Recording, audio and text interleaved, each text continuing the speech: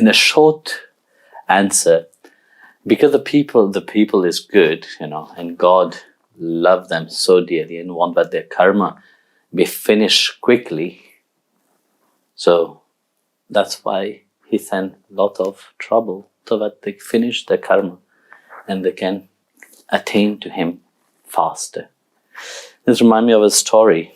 Once Krishna was walking with Narada, and they were passing by a house of somebody which was very rich, and Krishna said to Narada, go and ask the man for water. I'm thirsty. So Narada went and asked, please, the Lord wants some water to drink. So very happy, the man brought some water, and Krishna drank the water and blessed him. May you and have much success in whatever you do. May your wealth grows more, And the man was very happy and he left. And as they were going through, they passed by a small hut, and there's an elderly Brahmin inside. And Krishna expressed again, I'm thirsty, I want to get some water. Go and ask the Brahmin. So when Narada went inside and asked, the Lord want to have some things to drink, some water to drink. The men look around and say, there's nothing that I can give the Lord to drink here. But there is some milk, which I milk my old cow. And this is also, since morning, have been left like that. So if that can satisfy the Lord, I'm happy to give it to him. And Bhagwan said, yes, I will drink it. So the milk was given to the Lord himself. And when Bhagwan finished drinking it, he blessed the man and said, may all the obstruction be removed from your path. May your old cow died. And Narada was shocked for this. He said, okay, you bless the one which has so much, with much wealth and so on. And why do you bless this poor Brahmin who doesn't have anything? You could have just blessed him and he will be flourishing, his life will be flourished. Why you said the only possession that he had was that cow? Why you say that old cow should die?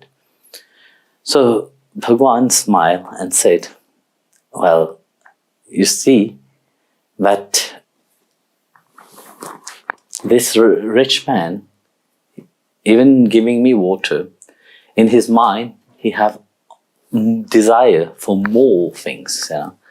And for him, life is only here, because he dwells in this ignorance. He thinks that happiness is only when he have what he want. So, whereas the Brahmin doesn't have much, and when he, even in spite of doesn't have much, he have faith in me. He have trust in me. So when I blessed him, there was only one obstruction between him and me, and that was that cow, because he was worried always about this old cow and what will happen to that cow. So bearing in mind that this will be a big obstruction, I remove that obstruction from him by liberating that cow. So in that way, we see that often people doesn't have an understanding of life itself.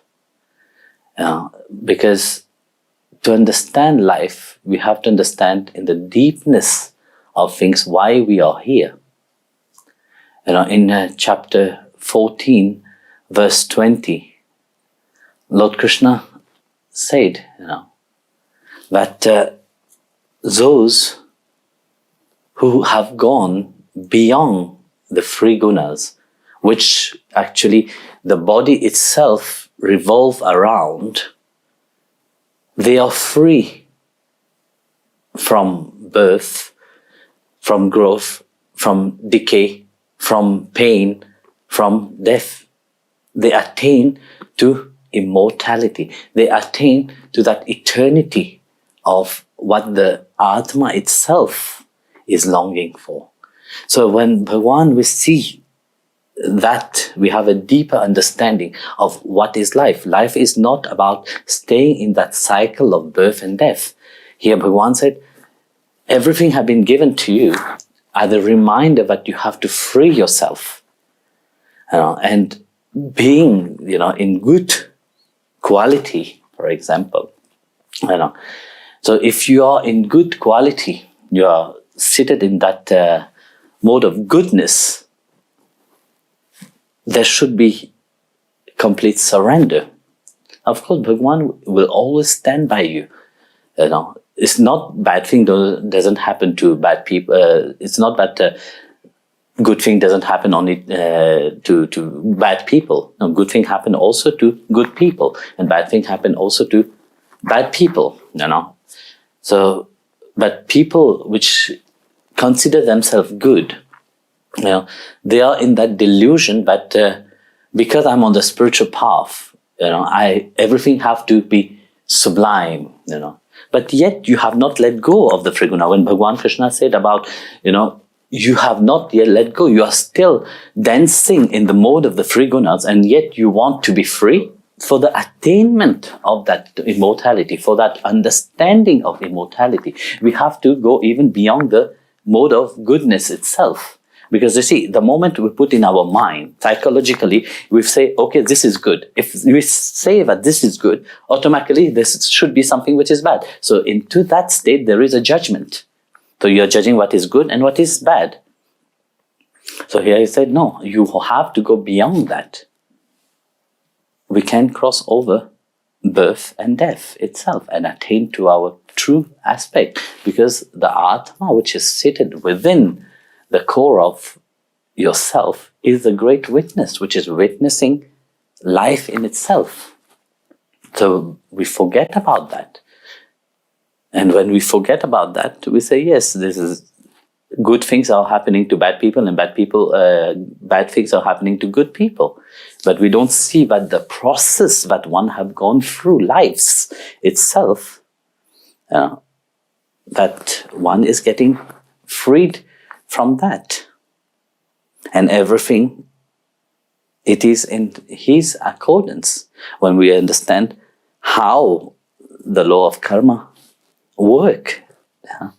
So when we have an understanding of that, how karma work, just a little bit, like Krishna have said, it's very complex and very difficult, even for the wise one to understand. But if we have a little understanding of how karma work, we will see that everything is perfect how it is.